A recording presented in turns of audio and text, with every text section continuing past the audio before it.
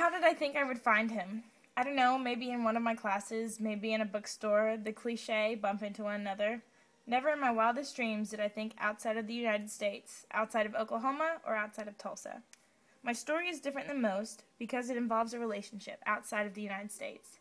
Long distance didn't have more of a true meaning than this one. My boyfriend Michael lives in England. I live in America.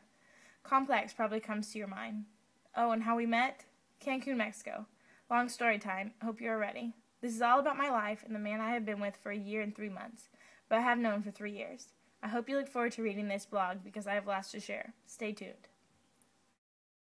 I took a family trip with my parents in the summer 2008. We went to Cancun, Mexico. My mom noticed that my dad was talking to some guys down on the lower deck. I met this one guy who was with his 2 brothers and a friend, and his name was Michael. And he came up to me and he was like, "Hi, I'm Michael." And I was like, "Hi, it's nice to meet you." And he said, "I really like your accent." And I just immediately responded and was like, "I don't have an accent, you have an accent." So he laughed, and I just thought he was a really nice guy, and I wanted us to be friends. And I actually left a couple days after I met them, and we exchanged information. Him and I just kind of said, here's my email, here's my phone, but there's no way I was going to be able to talk to him through text or calling or anything. I decided that I'd send him a little email just to say, "Hey, I hope you're having a good trip, it was a great time talking to you." And before I knew it, we just kept emailing back and forth. And this went on for 2 years. We never saw each other. We just wrote to each other. I loved talking to him, and he became my best friend, and I didn't tell many people about him. I don't really know why. I just kind of kept it between him and I. And we just talked about everything. When we met in Mexico, he was 20 and I was 15. I wasn't dating anybody, and neither was he, and I just told him everything. I told him about, if my parents were upset at me, or if I had a rough day at school, and he would, hang out with his friends or go do something, and I got so jealous. I just wanted to go hang out with him, and I wanted to just be there with him. And I thought, why would he want to talk to me? He was waiting for me after school to ask how my day was. Christmas of 2009, I got a letter from him, and he asked if he could come see me for my 18th birthday in July. And I was terrified. Immediately I was like, "Mom, we need to go buy outfits. We need to do all this stuff." It was just kind of a unrealistic idea, but my parents agreed, and they said he'd come. I was going to see him again, after it'd been so long. In the back of my mind, I'm like, I'm preparing for him to come here. What's going to happen? I barely breathed. I was so nervous because I hadn't seen him for 2 years. And then here I was seeing him. So I got all ready, did my hair, my makeup, everything. And my parents went to the airport with me because I was just nervous. On our way there, and we're about 5-10 minutes out, and I get a text from him saying, "That was a crazy flight," or something like that. And I was like, oh my gosh, she's here and I'm not there. I am literally running through the airport trying to find, this British guy I haven't seen for 2 years. I see him, and he's standing there, and I just run up and I hug him and I kiss him. I was just so excited. And he stayed with me for a week and a half. My family, traditions are really big, and we always do a big birthday celebration. So he was gonna see all my family, meet everybody in my family 2 days after he arrived. And we weren't even dating. I didn't know how to even explain us. We were just really good friends. My birthday arrived, and he bought me this amazing diamond necklace, and I just thought, that is not a gift you just buy for a friend. It's something more. I was just waiting for something to happen, and I really couldn't wait anymore. I just wanted to be his girlfriend. I just basically said, "Michael, I really like you." And he's like, "I really like you too." And I just slammed on the brakes, and I yelled at him, and I said, "Why are we not dating? You just look terrified." And he said, "I don't know, I want to." And I said, "Okay, we're dating." We didn't even think about, how's this going to work? When he was there, it didn't occur to me that he lived 4,500 miles away. I never wanted to think, oh, the suitcase in the corner, that is going to go away. He's not staying here forever. My family really started to like him, and so my friends met him. Everybody just fell in love with him. He was so great. He was everything that I had imagined. He was about to leave, and I started just crying, and I didn't even know why. And I said, maybe I can see you at Christmas. My dad was really not for it. I'm an only child, and he just wanted me there for Christmas. It's a huge holiday, and I would be with him. It was just a really demanding semester, and I didn't have my boyfriend here. I was relying on Skype for everything, and he's 6 hours ahead, and I can't say, oh, stay up till 4 a.m. until I get home at 10 so we can talk. We just made it work, you know. As soon as I got up in the morning, I talked to him, texted him. I would have to go on from like 6 onward without him. It wasn't what I imagined, you know. I mean, this was my first serious boyfriend, so I needed to see him.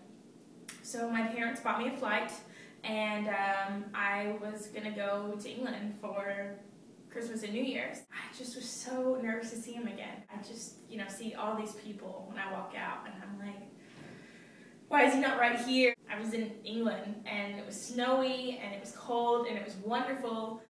He really made an effort to make Christmas a big deal for me because, you know, like I said, my family has huge traditions, and we take Christmas so seriously. Christmas morning, got up, and he gave me wonderful gifts. The last gift he got me was a promise ring, and it was this gorgeous ring, and it had a diamond and this letter saying, you know, I love you, and this means, you know, that I want to be yours, you know, forever. After that, it was just kind of known that we were going to be together no matter what, no matter the distance or how hard it was. I did so many awesome things in England, and I missed my family. I was very homesick, but Michael made it so much better for me. And he took me to London for New Year's.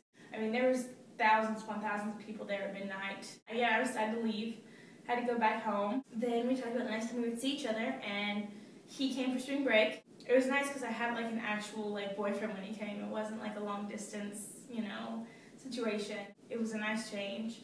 I was having such a hard time dealing with him being away that I really couldn't wait till July to see him. I was able to go see him in June.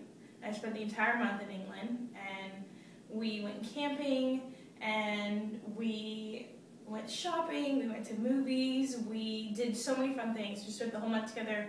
And then he flew back to Tulsa with me the whole month of July, spent my birthday with me, celebrated our 1-year anniversary, and I mean, for 2 months we were like inseparable. So we decided, oh, we're gonna see each other at Thanksgiving, and we had this all planned out, and last minute things didn't work out, and he wasn't able to come, and it was devastating. So I didn't see him again until Christmas, and I mean, it was 6 long months again, not seeing each other, and you know, there were times where I just absolutely needed him, and nobody here could make me feel better. Or he was asleep, and it was 8 o'clock at night, and I was really upset over a test or teacher or a fight with my friend, and he wasn't here, and I just kept some of those things to myself. So he came for Christmas, and we had a great time. But I mean, it was to the point where I was like, is this just all it's going to be, back and forth forever? When is something going to happen? So we started talking about ideas. I mean, we had brought up the idea of, you know, student visa. We thought of a fiance visa even, like saying, oh, let's get engaged, and we'll get married, and then we'll just kind of forget about it. Like, we'll just do that, and then we'll have a real wedding, you know? And like, I was so ready to just fill out the paperwork, and he was like, that's not how I want to do it. So we started talking about the student visa, and it was going to be so much money. It just turned out that his father got a job, and this job was paying so well. I mean, it was so coincidental that his dad got this job that was going to be paying him a large sum of money, and Michael needed that to move here. He applied to Oklahoma State University, the Institute of Technology in Okmulgee, and he got accepted, and everything passed, and so it was just a matter of flying over here, you know, finding somewhere to live, getting everything sorted out. So I felt hope.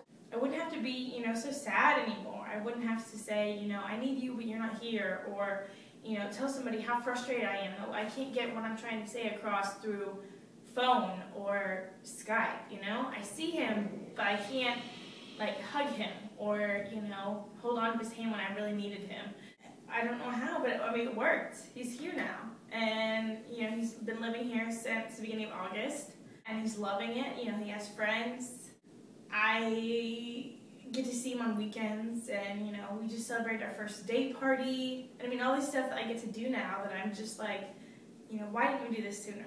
It's so crazy that we were so far apart from each other, and I stayed sane, and, you know, we stayed together, because when you think of long distance, people don't imagine Oklahoma and Liverpool, England, you know, they imagine different states. It was the hardest thing I've had to do, and I wouldn't wish on my worst enemy, because it's just such a challenging time, and my family has really just like welcomed him with like open arms. He has fit in so perfectly here. Now that he's here, I mean, I can't imagine him not being here.